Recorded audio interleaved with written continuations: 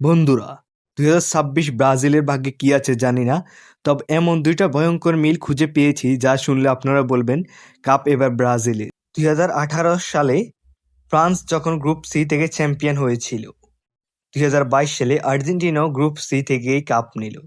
আবার কাকতালীয়ভাবে 2026-এ ব্রাজিল কিন্তু সে গ্রুপ সিতেই পড়েছে। এটা কি শুধু কাকতালীয় বিষয় নাকি ভাগ্যের লিখন? এবার আমরা আসল বোমায় আসি। ব্রাজিল গত দুটা বিশ্বকাপ জিতেছে 1994 সালে এবং 2002 সালে। দুইবারই কিন্তু বাংলাদেশে বিএনপি ক্ষমতায় ছিল।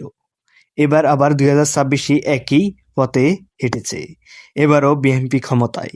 তাই কি বলা যায় এবার ব্রাজিল বিশ্বকাপে কোনো গোল না দিয়ে, কোনো ম্যাচ না জিতিয়ে অলরেডি তারা বিশ্বকাপ তাদের পকেটে নিয়ে বসে আছে। তো কি মনে হয়, গ্রুপ সি এর পলিটিক্যাল ইকুয়েশন মিলে হেক্সা মিশন কি কমপ্লিট হবে? ব্রাজিল ফ্যানরা এখনই ভিডিওটা শেয়ার করে লজিকটা সবাইকে জানিয়ে দিন।